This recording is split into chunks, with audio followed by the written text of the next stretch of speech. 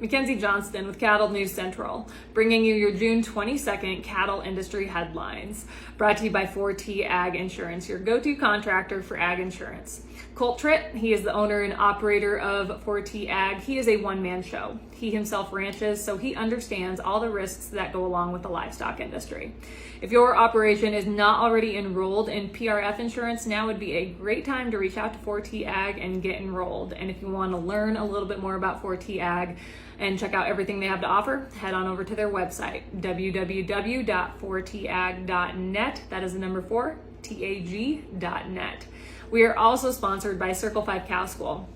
If you're wanting to learn how to preg check your own cows or start eyeing, Circle 5 Cow School is definitely the way to go.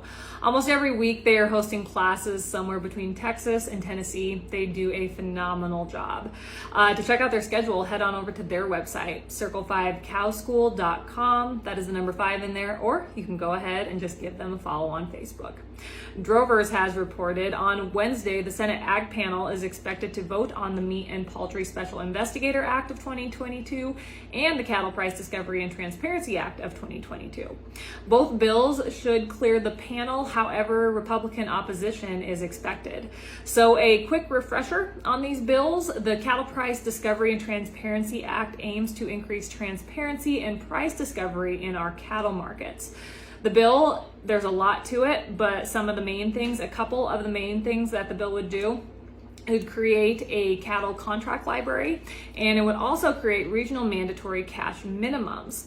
According to Senator John Boozman, a Republican from Arkansas, ranking member of the Senate Ag Committee, minimum negotiated cash requirements have the potential to actually impose costs on producers.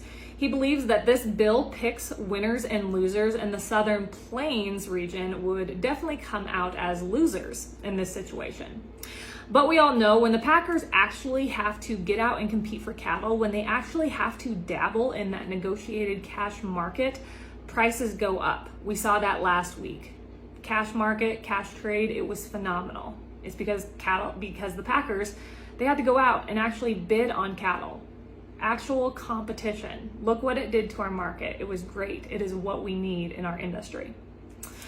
As I reported earlier this week, the Meat and Poultry Investigator Act would create a new USDA office dedicated to enforcing competition rules under the Packers and Stockyards Act. Boozman, he also does not agree with this bill, stating that the special investigator's powers could affect not only major processors, but also increase regulatory costs for smaller operators. He said this bill was sold claiming that it would go after the big 4 packers, but that is not the case.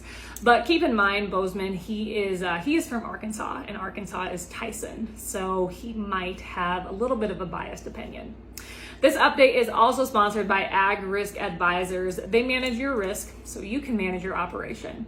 With the weather being unstable, there is no better time to look into coverage for your feed crops. The annual forage deadline is right around the corner. With their state-of-the-art technology and second-to-none customer service, you can be confident that your policy is in good hands. Ag Risk Advisors, risks averted, legacies preserved. So as I was just talking about the Cattle Price Discovery and Transparency Act, we all know that the industry is incredibly divided when it comes to this bill, and Drovers has reported on that division in our industry. According to Craig Moss of Hull, Iowa, this bill would increase competition and transparency in our cattle markets. He said the minimums that would be set through this bill is the biggest benefit, as they would prevent further erosion when it comes to cash trade in our fed cattle markets. Brad Koima of Rock Valley, Iowa, worked with Senator Chuck Grassley on the bill, and he believes that the contract library would greatly increase transparency in our markets. The hang-up with this bill is on the negotiated cash mandate, said Koima. The cattle industry, we have Farm Bureau and NCBA strongly opposing this bill because of the cash mandate. According to Ethan Lane, NCBA's Vice President of Government Affairs, the majority of cattle producers do not support mandates, and AMAs are a tool that a vast majority of cattle producers are using to make more money on their cattle.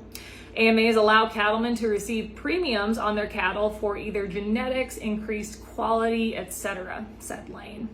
He even went as far as saying that cow-calf producers are using AMAs to provide signals that they are raising the right kind of cattle for the market and for the consumer.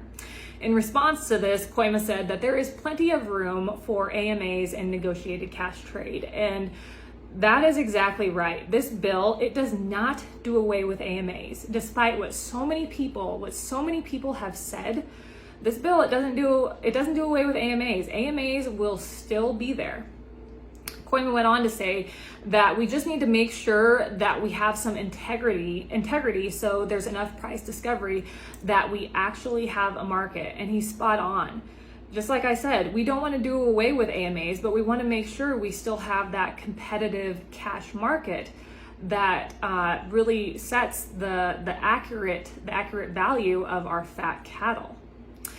But Lane believes the markets are just fine. We have heard this from him and NCBA time and time again. He said cash trade has significantly increased over the last 2 years thanks to a voluntary effort from the industry. With that statement, I don't know if he's referring to the voluntary approach that they set into place here a few years ago. That was a complete and utter failure. That can't be it. He went on to say that packer margins, they've dropped as much as 700% from the peak of the pandemic. So in the end, the market has made the moves that it needs to correct itself. And then, of course, in our industry, we have RCAF, who claims the mandate requirements in this bill, they aren't enough. They believe that this bill is a compromise written by lobbyists for lobbyists. They would like to see this bill have a lot more teeth to it. They want something stronger. And I can't disagree with that, of course. We would all like to have something with a little bit more teeth, a little bit more impact, but we also need to realize what is attainable. At some point, you have to achieve something. You cannot just have loss after loss when you're going after something in the industry. You have to have a win eventually, or else these issues will just continue to kick the can on down the road and nothing will get better. Nothing will get better. We have to have a win at some point. So what are the chances of this bill passing? According to Koima, Senator Grassley is confident that the bill will at least be good enough to get a chance at a vote. Koima worries that if we don't do something to fix our cattle markets, we're going to continue to see further deterioration of cash trade. We'll also see more and more small to mid-sized producers drop out of the game. As I just said, if we don't get something passed, our industry, in my opinion, is just going to go down the path of vertical integration. We have to have competitive trade when it comes to our fat cattle market, and if we don't keep that alive, I think the future of our industry looks pretty grim. That is all I have for you guys this morning. I hope everyone is having a great week. This will actually be my last update for the week. I am taking off to Wyoming here in a few days. I'm speaking out at the Carbon County Farm Bureau Federation picnic out in Saratoga, Wyoming. If you are out in that area, make sure to mark your calendars for Friday afternoon at 4 o'clock. I will be speaking, there will be food, there will be music. It will just be an all-around great time. So if you're in the area, be sure to attend. Everyone else, you guys have a great rest of your week. Enjoy this nice weather. It has finally cooled off here in central Nebraska. I believe yesterday it was only in the high 80s, so it felt like a cold front, definitely. Have a wonderful weekend. I'll catch you next week.